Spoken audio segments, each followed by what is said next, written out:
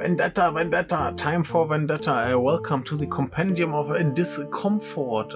My name is Michael, and today we're on the road to Vendetta, or it's about the killer number 4, which is actually the Japanese title. It has a kanji title, which are the kanji for killer and hand, and we have number 4, but that's not a Japanese word. I guess that's Cantonese or Chinese. It's a Hong Kong Japan collaboration by a debut director who has a very difficult name. Albert is his name, and let's leave it with Albert. And I got arrested, I guess.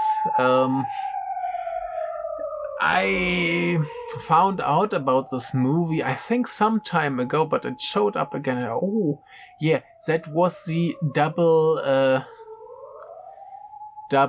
Sakamoto movie, because we have Koichi Sakamoto as the action director, and we have Yugo Sakamoto as a kind of script supervisor. So he didn't write it himself, but he supervised it. The writers, there's 3 writers. So it's a Hong Kong Japanese co-production. So it's about a killer from Hong Kong. That's another human with a name that I can't pronounce.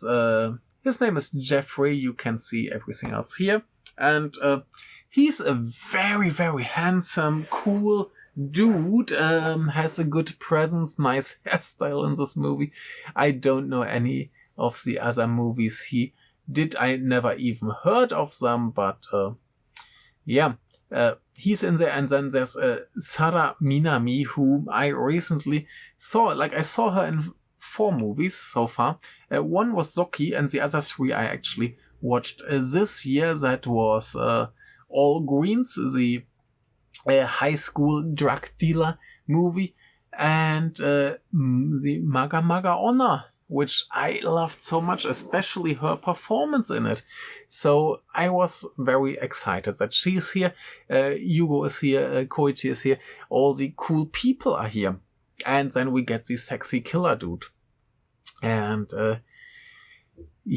I think even the guy who provided all the guns might have been the dude who did the guns for Baby Assassins and stuff like that, because it's Right Cube's production or co-production, and he's in all these Right Cube stuff, always close to Yugo. So I think I saw on Twitter him posting something about this, so maybe it was him. Maybe. Let's just assume. Anyway, there are a lot of guns in this movie. It's very lovely. I liked it. It's a very generic, not so generic actually. It's the basic concept is a very generic, odd couple movie, but the concept is a bit different. The problem here is we have this very great killer from Hong Kong, and he gets hired to do a job in Japan, and then he goes there and does a job, and then finds out that his boss basically doesn't have money to pay him. And then they get somehow involved.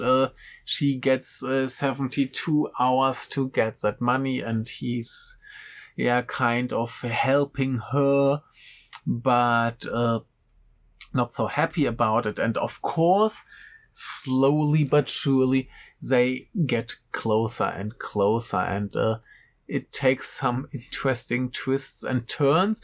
It has a spot where I thought, now it ends, and it didn't end, and we get more action, which I really appreciate, because at that time there wasn't enough action.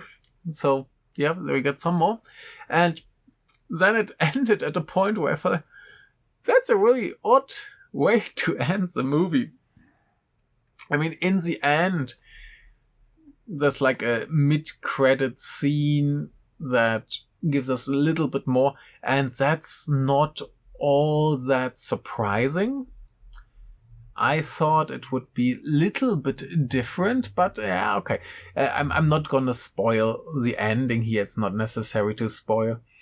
But yeah, it has some odd twists and turns that make it feel a little strange. But that's maybe a plus here because, like I said, it's a very basic idea. Like these two people who have nothing in common suddenly have to work together to achieve a shared goal here, getting the money so she can pay and he gets paid. And yeah, so that's the thing. So her motivation is basically her brother got killed and she wants revenge. So she orders this killer from Hong Kong because he has no ties to the Japanese Yakuza, no?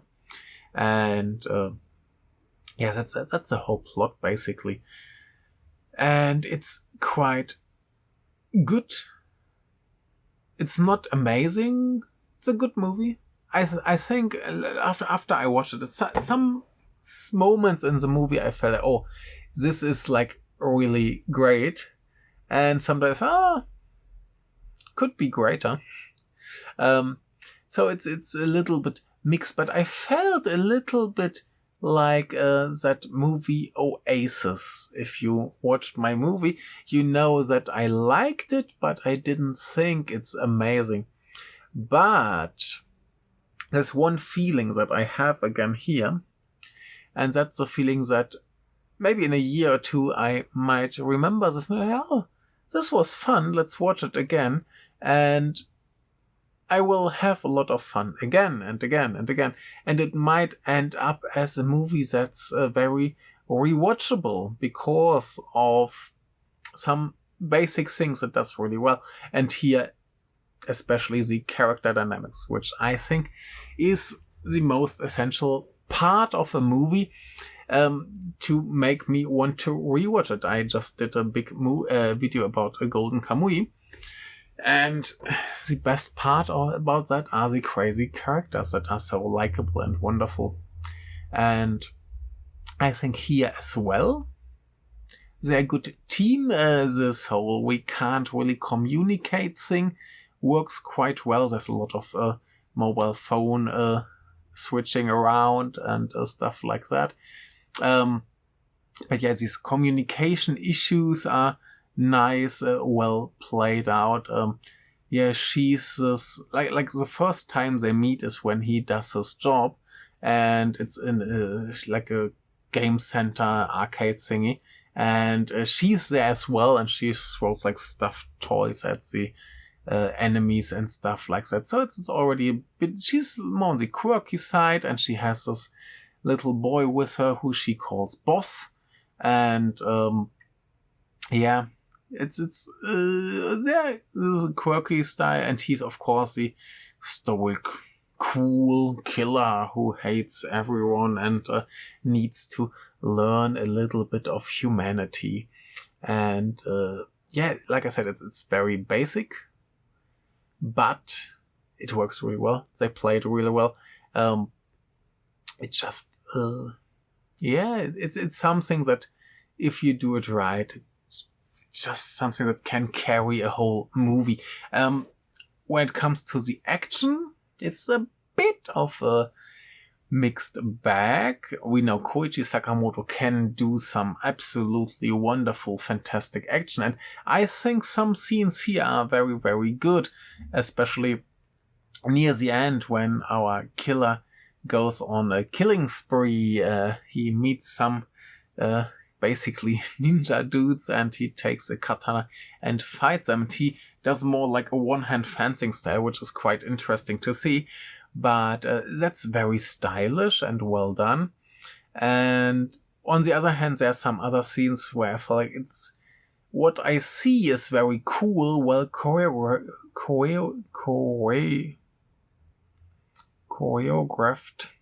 probably choreographed, and but there's a little bit too much editing going on. I would like to have a little bit clearer view of what I see.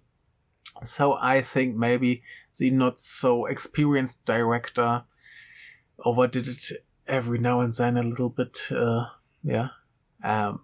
Could have been cooler, could have been nicer. Sakamoto definitely can do it, so I guess in the editing process there was something slightly going wrong. It's not terrible, but I like more clarity in my action scenes, so that sometimes a little bit too much, sometimes still good.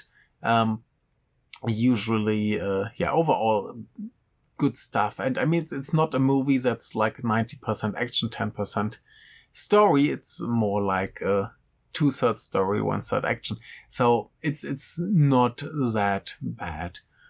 Still works totally fine. But if I hear Koichi Sakamoto, I think of Tokusatsu, and they usually make it much clearer and better and nicer. And it's interesting to see him working on such a movie, because here he can be more extreme, more violent, more excessive.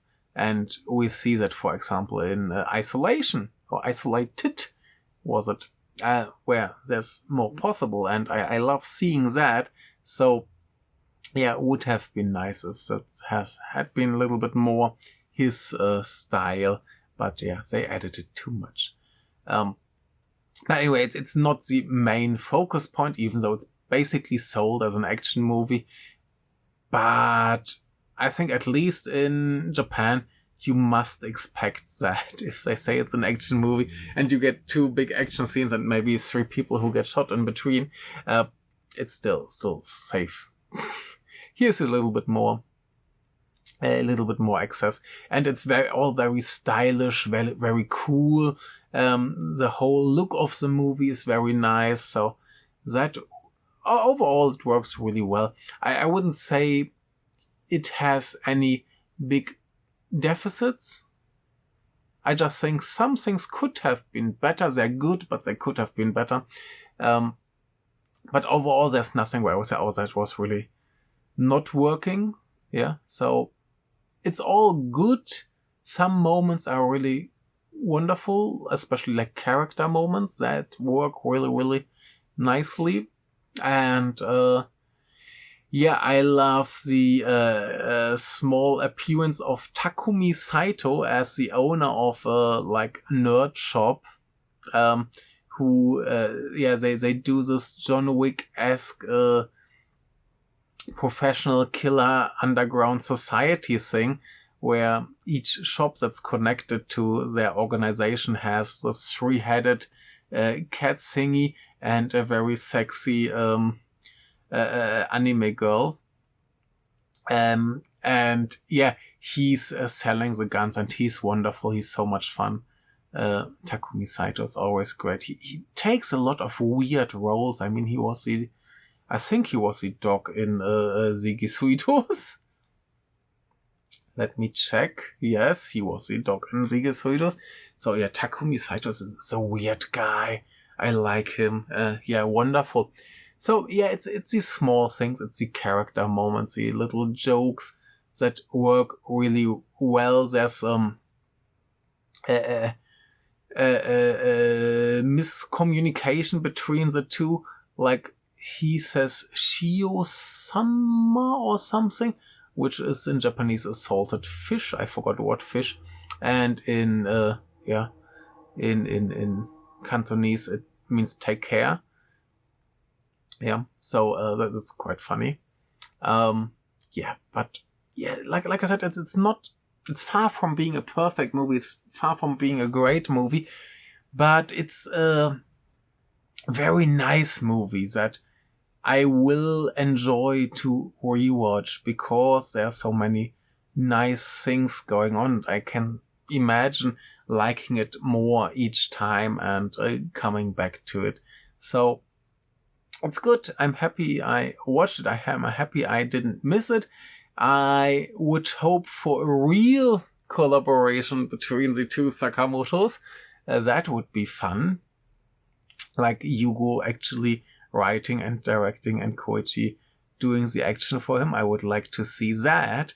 But it's all cool, all good, interesting. I like these Japan-Hong Kong collaborations. I mean, we know the furious big thing recently, and everybody's talking about it. Basically, similar situation, Japanese director working in Hong Kong. Great, I'm very excited about that, but the poster is so ugly. The trailer is amazing, the poster looks like trash.